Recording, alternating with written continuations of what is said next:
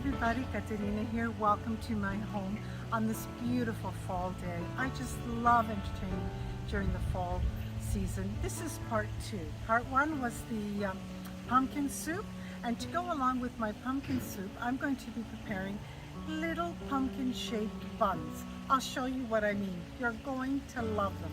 Now let's get started. 3 cups of bread flour. And you're going to need your dough hook. Warm water, it's at 115 degrees Fahrenheit. You don't want it any hotter than that because it will kill your yeast.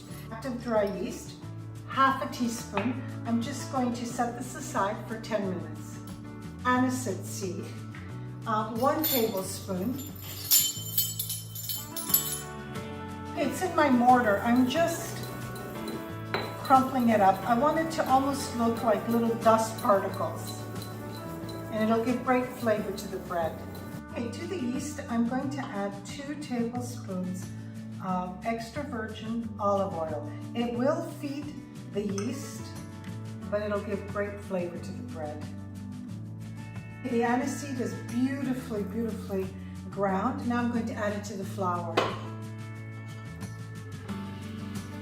Okay, it's been 10 minutes. The yeast is bubbling beautifully, the olive oil. Now I'm slowly going to add it to my flour.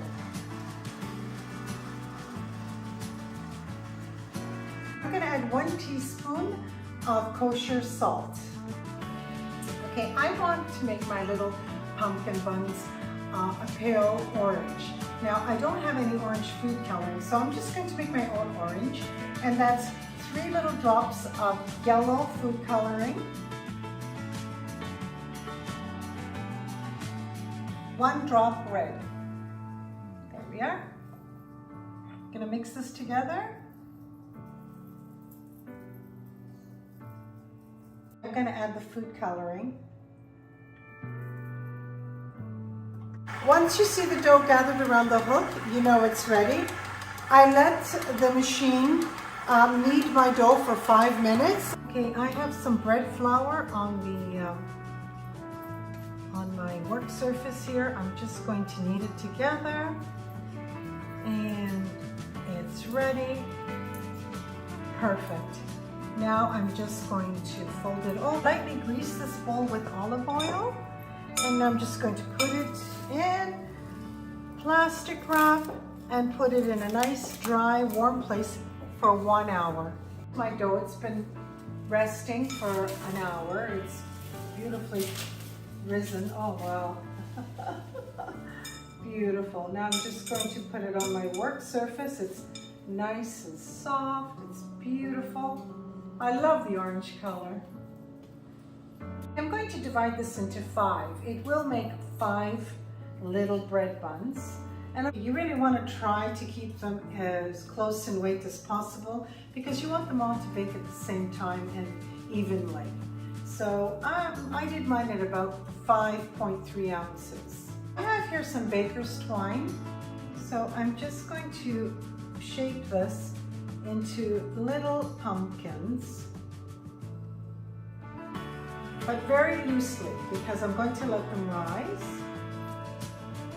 So very loosely. There's 1 knot. Now I'm going to go across.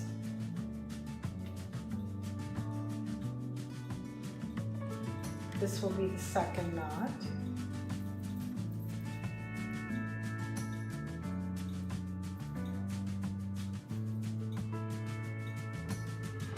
I'm going to go sideways.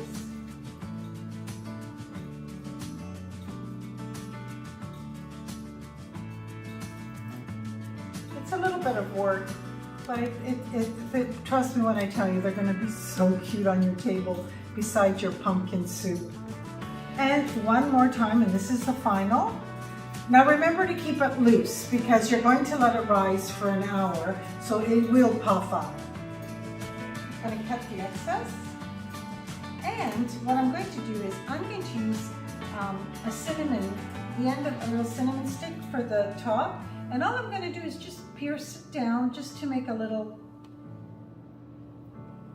for the pumpkin. Look how cute that is. I'll put them in once they're baked. I finished my 5 little pumpkin little rolls, breads. Now I'm just going to cover them with plastic wrap, and I'm going to put them in a dry, warm place for 1 hour. It's been an hour. My little buns have risen. Now I'm just going to coat them with olive oil and in a preheated oven at 375 for 15 minutes. I'm going to check it.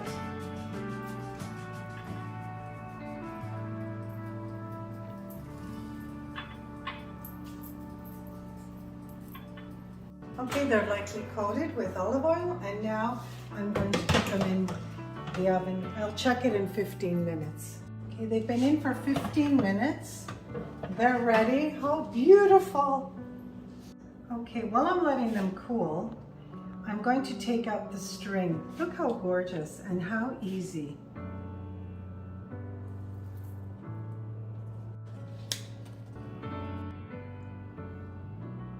You really have to remove the string while the buns are still warm. They'll come out much easier.